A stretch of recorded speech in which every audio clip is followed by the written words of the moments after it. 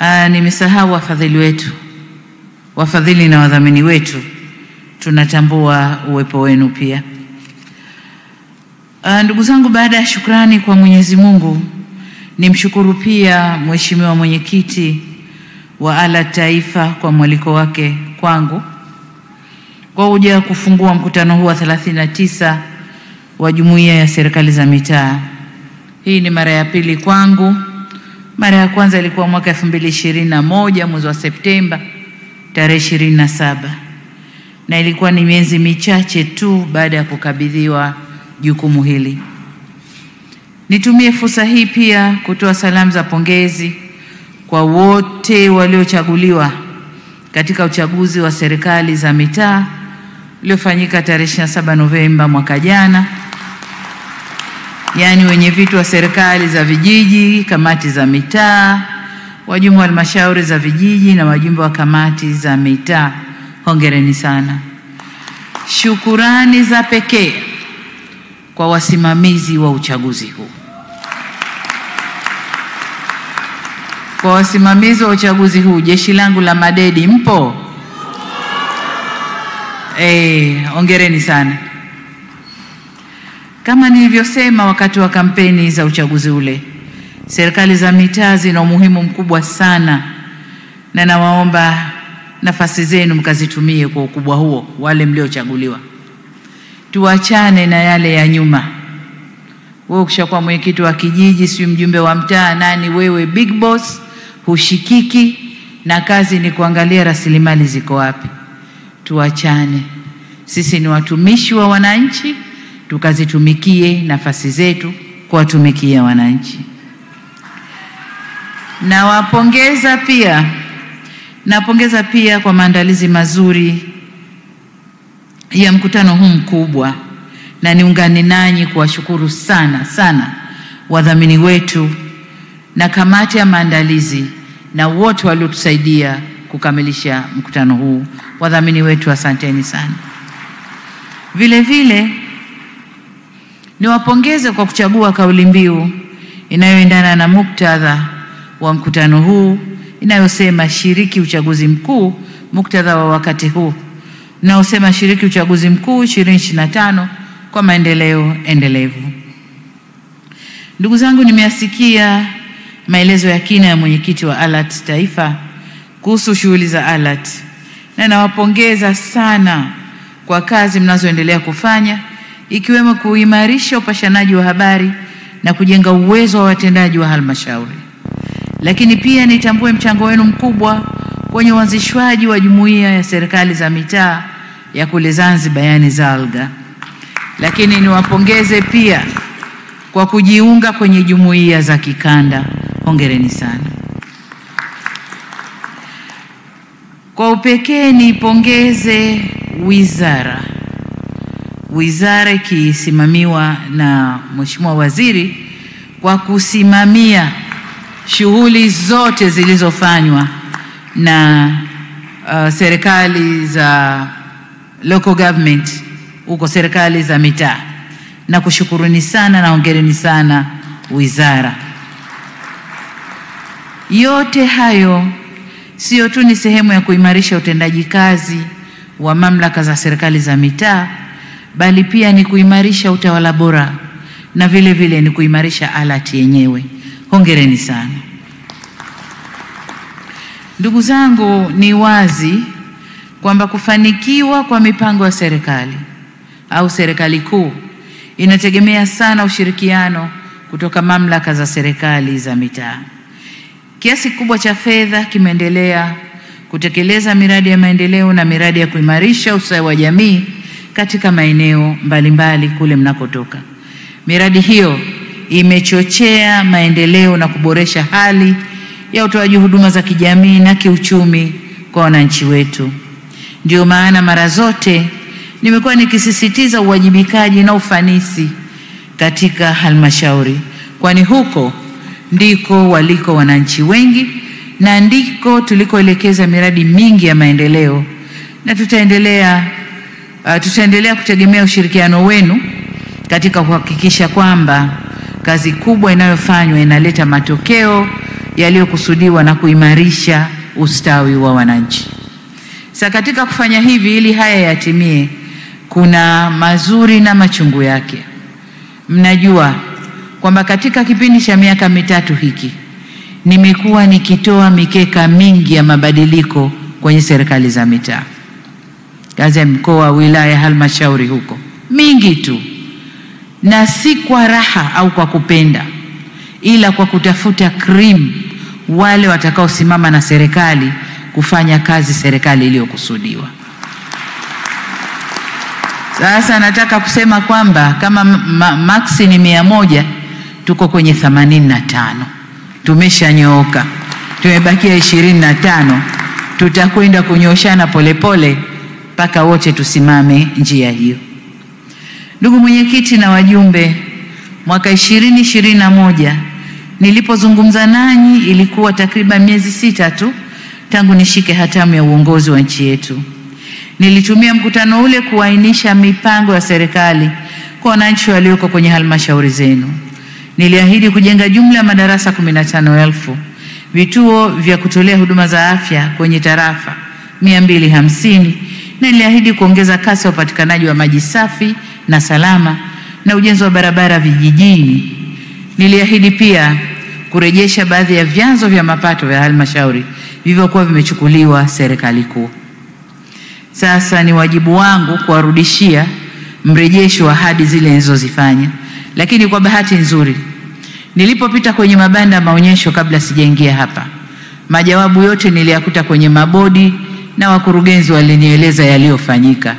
Kwa hiyo nadhani nisiwapotezee muda kusema nilifanya.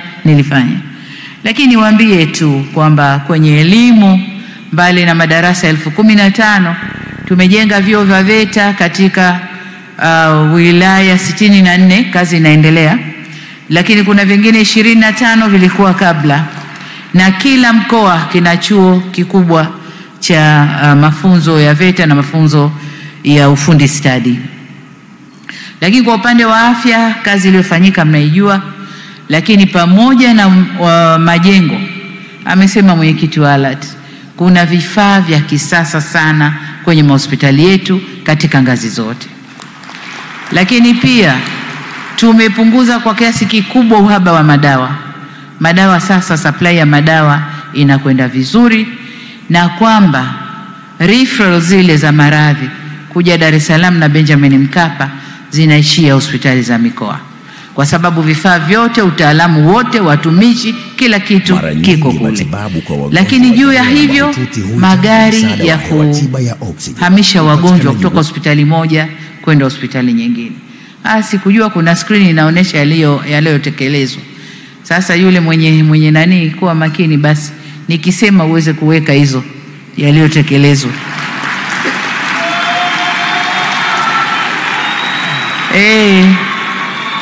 Wanasema usipojisemea mwenyewe hakuna atakaye kusemea, sio? Asante.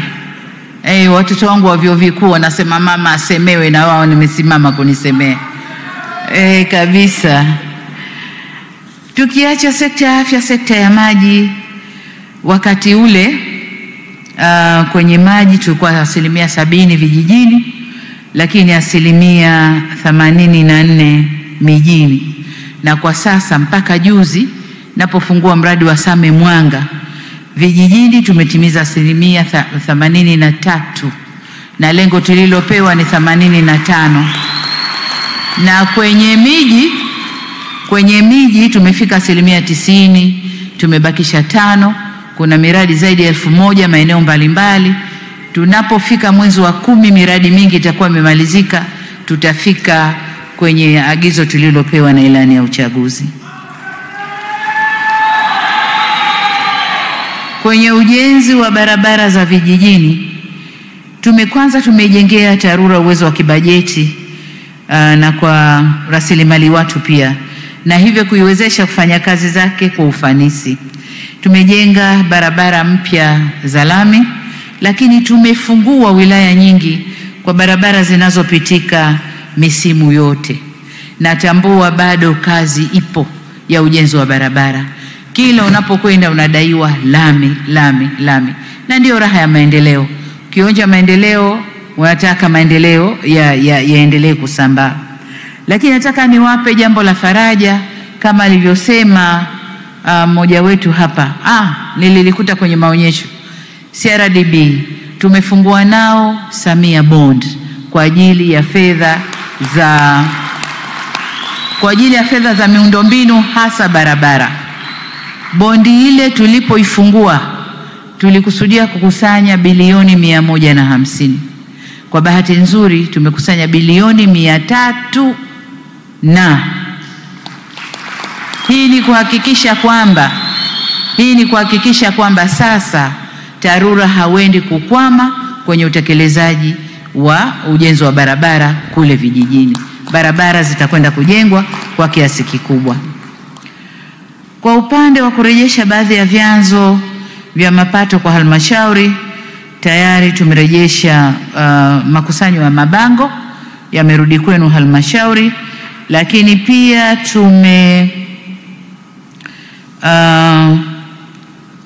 halmashauri za serikali za mitaa zimekurudishiwa ukusanyaji wa kodi ya majengo, nyumba zile mtakusanya wenyewe, lakini pia na mabango. Lakini hapa nataka kutoa indhari moja. Kodi hizi zilikuwa zinakusanywa na serikali za mitaa, zikachukuliwa na serikali kuu. Sasa zilichukuliwa na serikali kuu kutokana na sababu za ubadhirifu na kuto kufanya vizuri. Sasa tumezirejesha kwenu, tunataka zile sababu zilizofanya mpokonywe sasa mziondoshe. Acheni ubadhirifu, na nadhani kwenye ubadhirifu tutaweza kucontrol kwa sababu sasa ni kukusanya mifumo. Badili ya koko wetu na kudai bango lako le pale lete zinaingia mfukoni, hapana. Sasa aliyeweka bango akalipe kwenye mfumo, fedha ingie moja kwa moja. Kwa hiyo tumewarudishia, na hivi ni vyanzo ambavyo vitaweka ukusanyaji wa mapato kule kwenu. Kwa hivyo ndugu zangu, mtakubaliana nami kwamba mambo mengi yamefanyika, lakini suala la umeme kwa wakati ule hatukuliweka kama ni huduma za jamii, lakini jinsi tunavyokwenda tumeona umeme ni huduma za jamii, na mpaka tulipofika tayari vijiji vyote Tanzania tumeshaweka umeme, na sasa tunafanya usambazaji kwenye vitongoji, na vitongoji kadhaa tayari vimeshaguswa. Imani yetu kwamba baada ya miaka 2-3 hata Tanzania yote itakuwa inawaka umeme. Tuna shida ya kukatika kwa umeme. Kazi ni hiyo, mnaona tunajenga njia mpya za kusafirisha umeme, tunajenga station za kupoza umeme ili kufanya umeme utulie, kwa sababu umeme upo kwa wingi. Bwawa limekamilika, linazalisha sasa hivi megawatts karibu 3000. Umeme upo kwa wingi, linazalisha karibu megawatts 2000. 1000 nazo zilikuwepo kabla. Kwa hiyo kwa Tanzania sasa tuna 3000 kama na 600. Umeme upo kwa wingi, lakini mgao kuupeleka umeme ndio tatizo. Hiyo kazi tunaifanya kwa nguvu zote ili Tanzania yote wapate umeme wa uhakika.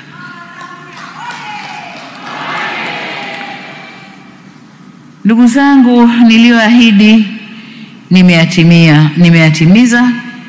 Nitumie fursa hii kuzishukuru mamlaka za serikali za mitaa kwa ushirikiano mkubwa mlioutoa kwa serikali kuu katika kusimamia kazi hizi ambazo zimefanyika.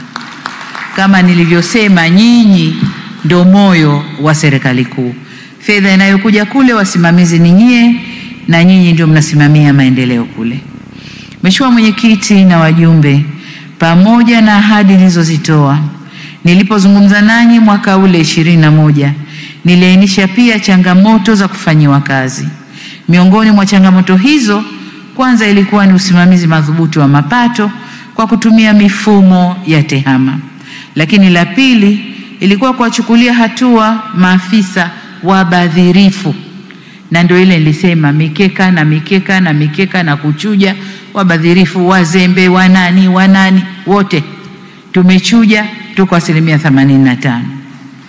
Lakini pia tulisema mipango ya halmashauri izingatie vipaumbele vilivyoko katika dira ya taifa.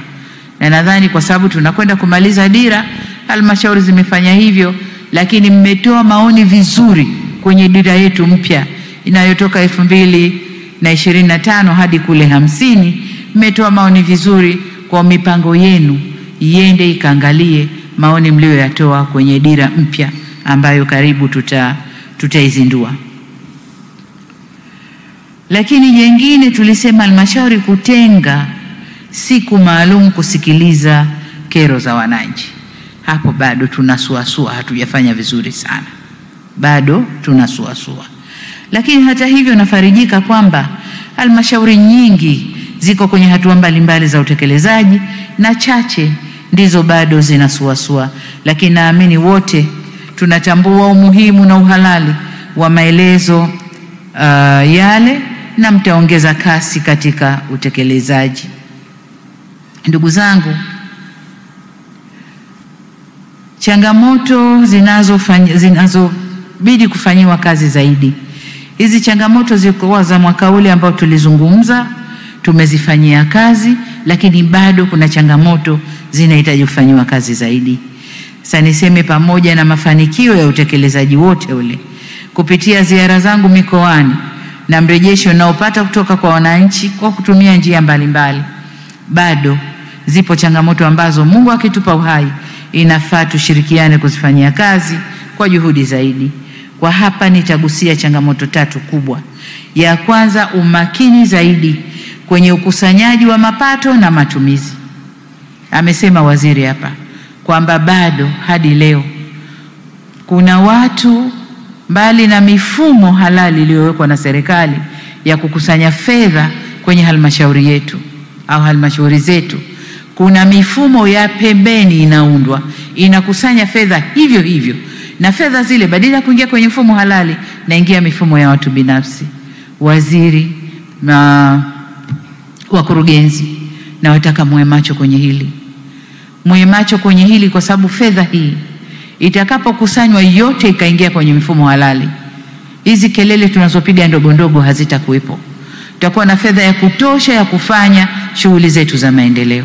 Lakini tukiachia zikienda mikono mingine, maendeleo yetu yanakwenda kuzorota, na muda wote halmashauri zinadai fedha serikali kuu, wakati fedha iko kule na inaachiwa inapeperuka. Mheshimiwa Waziri, kama mmewabaini hawa watu, tafadhali sana, le jicho lako la huruma hapa hapana. Lakini wengine kama alivyosema wamethubutu kuja na risiti, lugha siku hizi risiti feki, lakini ni risiti za udanganyifu, sio risiti halisi. Huko anakusanya mapato lakini kwa risiti zisizo halisi. Au kama mwagundua, waziri, hapa sina mswalie mtume, ukishindwa kuwachukulia hatua hawa, takuja kukuita nikuuliza umefanya nini. Ukufanya kitu, mimi nafanya kwa wao na wewe, wao ambao umewasamehe na wewe uliyesamehe.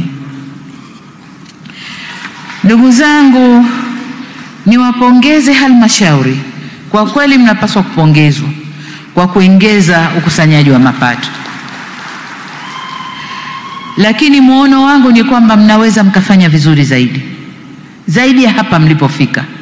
Kama kuna fedha bado hazikusanyi, zinakusanywa kwa risiti feki, zinakusanywa kwa mifumo ya pembeni, mkiziba huko na mengineyo, mnaweza mkakusanya vizuri zaidi. Kwa nendeni kajipangeni, tukusanye vizuri zaidi. Aidha, udhibiti wa udokozi wa matumizi mabaya nao umeendelea kupungua. Hongereni, sio kuondoka bali kupungua, unaendelea kupungua. Kwenye taarifa mdhibiti na mkaguzi mkuu wa hesabu alizokuja kunipa juzi hapa, ameona hakuna matokeo ya kutoa hati mbaya kwa serikali za mitaa, lakini bado ameona kuna vijikasoro ambavyo mtavisikia kesho kutwa atakapokuja kuwasilisha taarifa yake. Kwa niseme bado tumefanya vizuri, hongereni sana, lakini bado tuongeze juhudi ya kufanya vizuri zaidi. Pamoja na mafanikio hayo, tunatakiwa kushughulikia suala la matumizi ya tehama, na nimefurahi sana Nilipopita mabanda ya maonyesho, ndugu yangu yule Kitali alinionyesha mifumo inayotumika ndani ya TAMISEMI. Amenionyesha jinsi TAMISEMI inavyosomana na taasisi nyingine. Amenionyesha jinsi mnavyofuatilia matumizi ya rasilimali sasa hivi. Kwenye mitandao najua halmashauri gani imepewa kiasi gani, zipi zimekwenda kutumika wapi, zipi zimebaki, nani kalipwa nini. Hilo limenipa faraja sana. Na nataka msimamie mifumo hiyo ili kazi hiyo itendeke kwa uadilifu na fedha za serikali, ile value for money ya miradi tunaoleta huko ionekane. Fedha itumike vile ilivyotarajiwa. Na washukuru sana na wapongeza kwa hili mlilolifanya.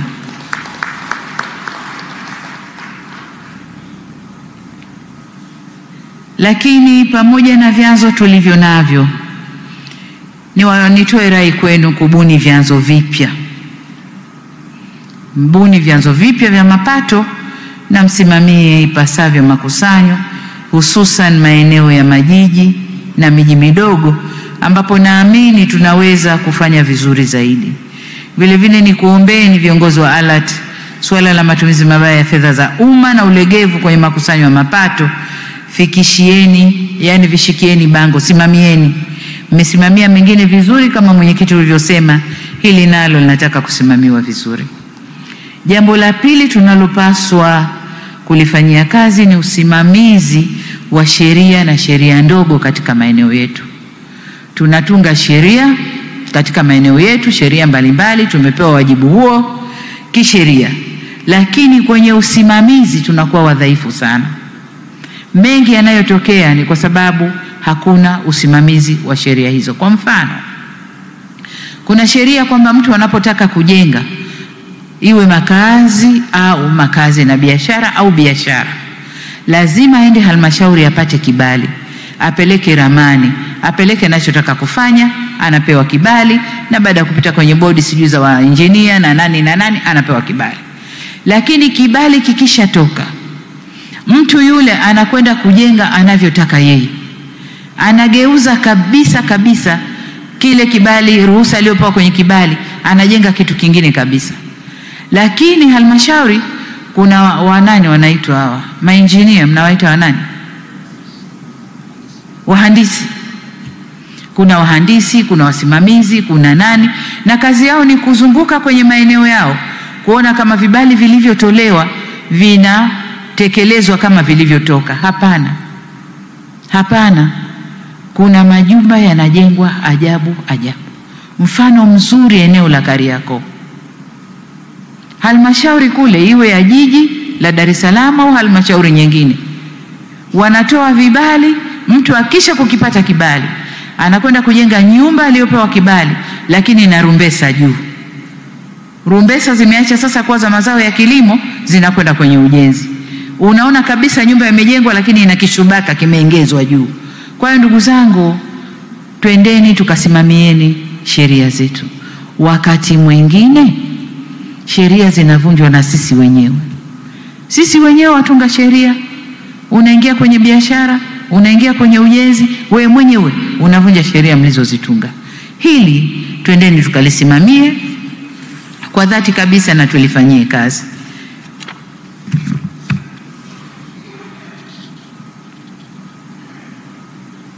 Mamlaka za kutengeneza sheria, yani kama nilivyosema, kama mlivyokasimiwa, nendeni mkazisimamie. Haipendezi kuona kwamba mmepewa mamlaka haya kwa heshima kabisa, lakini kazi haifanyiki vizuri. Jambo la tatu ni swala la uwekezaji. Huko nyuma tuliambizana kwamba kila halmashauri, at least wilaya na halmashauri zake, kutenga maeneo ya uwekezaji. Nadhani yametengwa. Maeneo mengine yametengwa, maeneo mengine hayakutengwa, lakini kuna maeneo ambayo yametengwa. Sasa baada ya kutengwa, matumizi ya maeneo yale, je, yanasimamiwa kubaki kwamba ya uwekezaji, au baada ya kuona wawekezaji hawaji, maeneo yamegeuziwa matumizi? Nataka kuambia kwamba sasa hivi nchi yetu imefunguka. Tanzania imefunguka. Biashara imefunguka. Uwekezaji umefunguka. Maeneo haya ni maeneo mali kwenye maeneo yenu. Sasa mwekezaji anapofika Tanzania anakwenda TIC kutafuta vibali. Akisha kupata vibali, kinachofuata ni ardhi. Ardhi iko wapi na inategemea mradi gani anataka. Inawezekana mradi anataka kuwekeza uko kwenye eneo lako. Tunadhani halmashauri au wilaya itatuambia kuna eneo kadhaa ardhi iko wazi, mwekezaji huyu aje kuwekeza. Haitokei hivyo. Mwekezaji anapata vibali vyote, inamchukua miezi 6-7, anazunguka kutafuta eneo la uwekezaji, ardhi ya uwekezaji. Amekuja na pesa yake, amekuja na hamu yake ya kuwekeza Tanzania, lakini inapokuja kwenye ardhi hatuna maeneo. Ndugu zangu, hilo moja. Lakini pia la pili, uwekezaji hautoki tu nje, unafanywa pia ndani. Kwa hiyo tuhamasishe wawekezaji wetu wa ndani. Kuna watu wana biashara vyao, wana visenti vyao, wanataka kuwekeza ndani ya maeneo yao, lakini tunaweka vigingi. Tunamzungusha mtu, kama hajatoa kitu hapati kitu. Sasa niwaombe sana, maendeleo hayako hivyo. Tukirahisisha na tukiwapa watu njia za urahisi wa kuwekeza, na tutakapofanya kwamba huduma zote za vibali vya uwekezaji vipatikane ndani ya nyumba moja, inakuwa rahisi zaidi na inakuwa hamna kukwepana zaidi. Hasa kwa sababu sasa tunatumia tehama. Ni rahisi kusomana, huku kwenye ardhi kasema nini, je huku kwenye engineering kasema nini, huku kasema nini, na wewe kwa mtiririko wa sheria na kanuni zako unasema nini. Ni rahisi sana, na kwa bahati njema tunawajengea majengo mengi mapya ya halmashauri yenye huduma zote na vifaa vyote vya kufanyia kazi. Sasa hakuna sababu kwa nini wananchi wakose huduma, kwa nini wawekezaji wazungushwe, kwa nini? Hakuna sababu. Kwa hiyo niwaombe sana ndugu zangu, kwenye eneo la uwekezaji ongezeni nguvu ili muongeze mapato kwenu, lakini na serikali ipate na maendeleo yapate kuwa endelevu, yaendelee.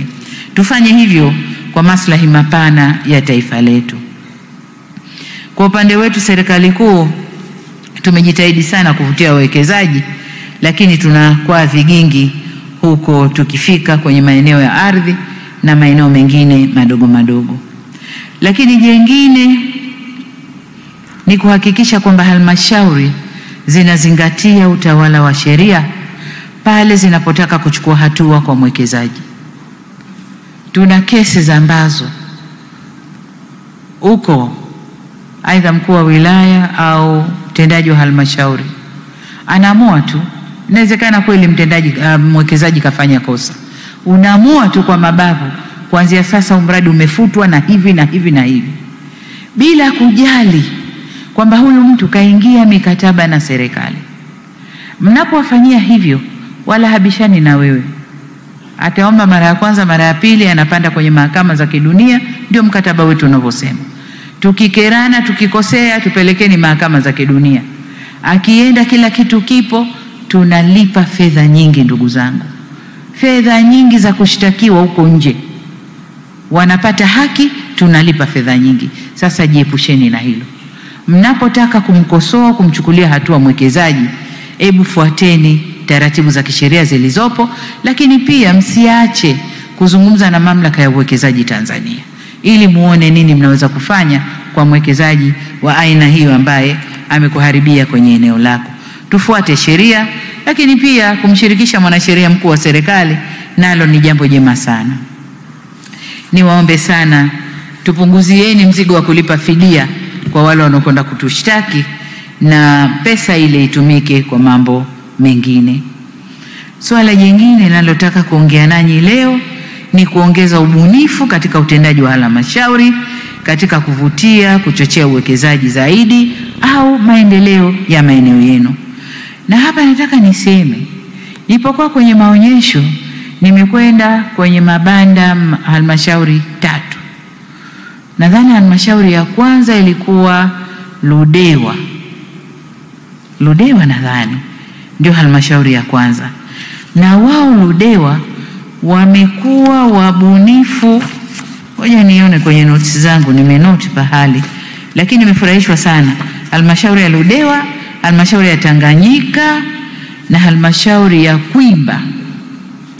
Moja, nadhani Ludewa walilipwa fedha za fidia kutokana na mwekezaji anayekwenda kwenye machimbo yale ya mkaa wa mawe na chuma.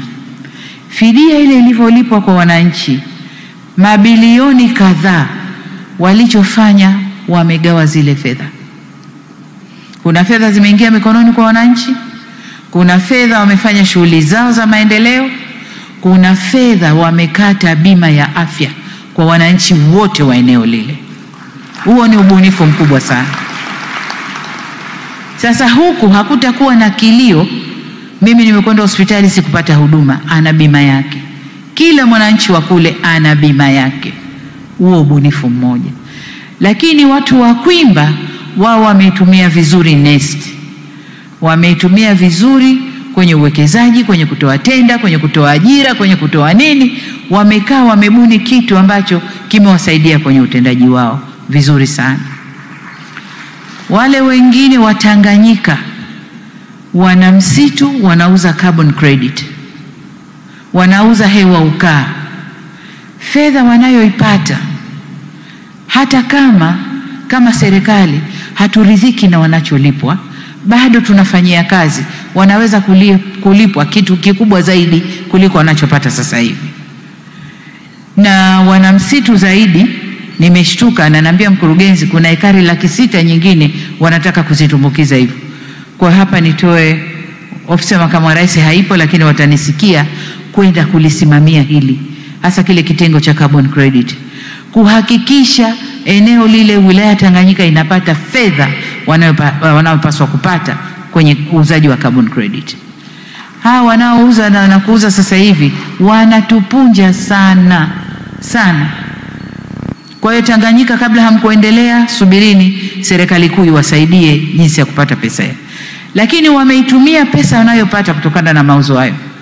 Wamejenga shule, wamejenga vituo vya afya, wamefanya masuala ya maji, wameajiri walimu na watumishi wa afya wenyewe kutokana na fedha hiyo. Sasa kule tulikotoka kule miaka 7-6 nyuma, hiyo fedha watu wangepiga kigeregere. Wangedanganywa wananchi wakapewa kiduchu, hiyo fedha ikaingia mifukoni kwa watu. Lakini kile walichokifanya, na zisalute zile halmashauri 3 kwa ubunifu mzuri waliofanya. Nimetoa mifano hii na wengine mkaangalie kwenu kuna nini na msimamie vizuri. Tanzania hii imejaa madini, imejaa rasilimali za kila aina. Kama tutazisimamia vizuri kama halmashauri, tukapata fedha kama walivyopata hawa, tutasaidia serikali kuu kuleta maendeleo kwenye maeneo yenu. Badala ya kila mwaka bajeti kwa bilioni kupeleka serikali kuu, na serikali kuu kutafuta sasa vyanzo viko wapi na nini na kupeleka huko kuondosha shida za wananchi. Nendeni kasimamieni ubunifu na usimamizi wa matumizi ya rasilimali hizo. Ndugu zangu, dunia inabadilika, nasi lazima tubadilike. Nimesikiliza risala ya mwenyekiti lakini na waziri pia. Mwenyekiti, tunakushukuru kwa maneno mazuri kwa serikali, na waziri nakushukuru na nakupongeza kwa zile quotations. Maana leo hapa umetupiga quotations kama 7 sijui nani, Adam Smith, sijui Churchill, sijui Indira Gandhi, sijui nani, lakini zote zinatuambia kitu, zinatufundisha kitu. Kwa hiyo nakushukuru kwa research nzuri ambayo umeifanya. Kwa hiyo baada ya shukrani hizo, niseme kwamba yale yote mazuri mlioyasema yametekelezwa na serikali hii. Yale yote mazuri mlioyasimamia yatokee kule kwenye maeneo yenu. Ile ndio turufu yetu kwenye uchaguzi unaokuja. Ndio turufu yetu kwenye uchaguzi unaokuja. Nendeni kayasemeni, kawaambieni watu kule. Kama bado kuna watu wana wasiwasi kupiga kura kwa Chama cha Mapinduzi, waambie chama kimeweza kufanya hivi, kilileta ilani hii na serikali yake imetekeleza yote haya. Kwa nendeni kawaambieni watu ili ile turufu ikatupe matunda, mavuno katika kura. Jambo la pili ni kuhusu ombi nilipenyezewa pembeni. Hapa nitazungumza la waziri kwenye mishahara ya madedi na posho ya madiwani. Tuachieni tuifanyie kazi. Tuachieni tufanyie kazi. Wanasema mcheza kwao ufanyaje? Sasa ngoja tukaangalie mfuko wa matunzo, kama upo tutatunza, kama haupo tutarambishana.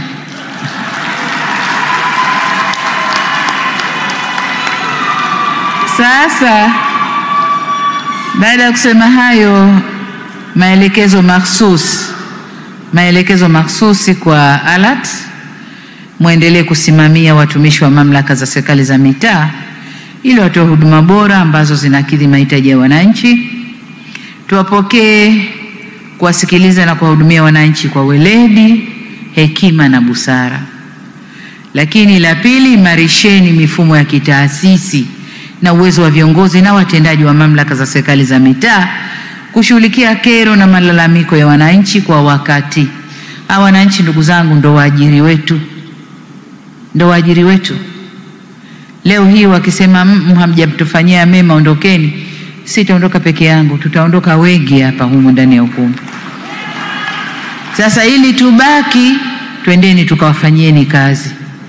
tukawafanyieni kazi, waridhike, waendelee kutuweka sawa. Ndugu zangu, migogoro ya ardhi ndiyo donda sugu kwenye maeneo yetu, na mingine tunaisababisha sisi viongozi. Sasa nendeni kasimamieni, rekebisheni, toweni suluhisho katika migogoro ya ardhi. Migogoro hii inaua watu, migogoro inaleta uhasama, migogoro ina madhara mengi sana. Sasa kwanza, viongozi tusijiingize kwenye migogoro ya ardhi, lakini pili, tukasimame kwenye haki. Mwenye haki apate, aso haki ambiwe huna haki. Kwa hiyo ndugu zangu, hilo ni ombi lenu la pili, na nayaomba haya na Mungu ananisikia kwamba nawaelekeza. Sasa anayekwenda kukiuka yeye na Mungu, sio yeye na mimi. Mimi la mwisho ni mkeka. Adhabu ya Mungu anaijua yeye, mimi sijui. La tatu, hakikisheni kwa mipango mbalimbali inayoandaliwa inaendana kama nilivyosema na dira yetu ya maendeleo. La nne, ongezeni juhudi katika kubuni vyanzo vipya, nasisitiza tu, na kuimarisha makusanyo mapato katika vyanzo vilivyopo ili kuboresha huduma kwa wananchi. Kuweni na utaratibu mzuri wa ukusanyaji wa mapato ili kuepusha mivutano na wafanyabiashara. Kwenye kukusanya mapato kule, mfanyabiashara ukiongea naye vizuri, compliance inakuwa kubwa kweli kweli, anajisikia ana wajibu wa kulipa kodi. Mkienda na manguvu na matusi na kunyang'anyana, na yeye anatafuta njia za kukukimbia. Ndio hizo risiti feki, sijui nini. Atazungumza na watu wenu momo, watengeneze mnyororo wa pembeni, alipe chache abaki nazo, na wakusanyaji wa pembeni wapate kidogo. Sasa urafiki na wafanya biashara, bila biashara hakuna maendeleo. Tunaendelea kwa sababu biashara inatulipa, uwekezaji unatulipa, kodi zinalipwa, zinakusanywa, zinatumika vyema, ndo hayo maendeleo mnayoyaona.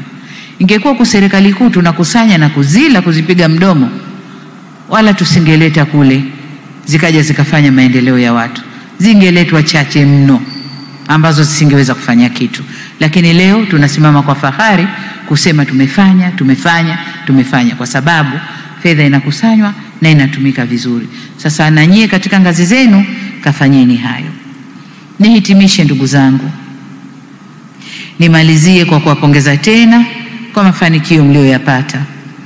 Nashukuru kwa kazi nzuri na mchango mkubwa mlioutoa katika maendeleo ya nchi yetu. Hatuwezi kuzungumzia mafanikio ya serikali kuu bila kuzungumzia mchango wa serikali za mitaa. Najua baadhi yenu mwaka huu mtarudi kwa wananchi kwenda kuomba ridhaa tena, kwa wale ambao wamekaa kwa nafasi za wananchi. Lakini najua pia kuna madidi wangu wakuu wa wilaya, sijui wanani ambao wana hamu sana ya kurudi kwa wananchi. Nilimwambia katibu mkuu kiongozi, peleka sakula serikali za mitaa. Nadhani waziri mmeipata. Yoyote mwenye nia ya kugombea atuambie mapema, ili tumpandishi wa chini yake ashike ile nafasi. Hatutaki pale tayari fomu zinatoka watu wote wanakimbia kwenda kuchukua fomu, na mnatuacha serikali za mitaa hazina viongozi, hazina wasimamizi, mnabakia kujaza watu ambao hawana experience. Lakini tukijua mapema, tutatayarisha watu wa kujaza hizo nafasi, kuwapa miongozo, kuwafanyia mafunzo ili wawe tayari kukabiliana na uchaguzi. Sasa usipojisema mapema, ukija ukichukua fomu mbele, umekosa yote. Umekosa fomu, umekosa cheo, nafasi yako utaiacha. Ukituambia mapema, umekwenda kujaribu, umeshindwa na wewe ni mzuri, tutakufikiria kurudi. Hukutuambia mapema, umekosa yote my dear. Umekosa yote. Kwa hiyo kajipimeni. Sitaki kuwaficha, kajipimeni. Hatutaki kufanya uchaguzi kwa kubahatisha. Tunataka kufanya uchaguzi tukiwa na watu makini kwenye field. Tukiwa na watu makini kwenye field. Kwa hiyo hilo nimesema ni waibie siri hapa, kama ni siri leo imekuwa dhahiri jamani, ni hiyo. Kwa hiyo wale wanaotaka kuomba ridhaa tena, na watakia kila la kheri, na tuombeeni sote, tuombeane kila la kheri. Kote tunakopita tutembee kwa fahari, kwani kazi imefanyika ndugu zangu. Tumefanya kazi, na mimi fahari hii nawarudishia nyinyi mlioko kule kwenye field, nawarudishia nyinyi. Niwaombe tena, sasa hivi kuna mzunguko wa daftari la kupiga kura. Tuhakikishe watu katika maeneo yetu wanakwenda kuandikishwa, kwa sababu kama huko kwenye daftari huna haki ya kupiga kura. Ili upate haki ya kupiga kura lazima ukaandikishwe kwenye daftari. Kwa tusimamie watu kwenye maeneo yetu, tuhakikishe wanakwenda kuboresha taarifa zao au kujiandikisha ili wapate haki ya kupiga kura. Mwisho kabisa niwashukuru tena na nimuombe Mwenyezi Mungu aubariki mwaka huu, uwe mwaka wa kheri na mafanikio makubwa zaidi kuliko tulioyapata nyuma. Hasa Mheshimiwa Mwenyekiti na wajumbe wa ALAT, baada ya kusema hayo, nitamke sasa kwamba mkutano wa 39 wa ALAT sasa umefunguliwa rasmi. Asante, naomba tusimame, makofi mengi kwa Mheshimiwa Rais.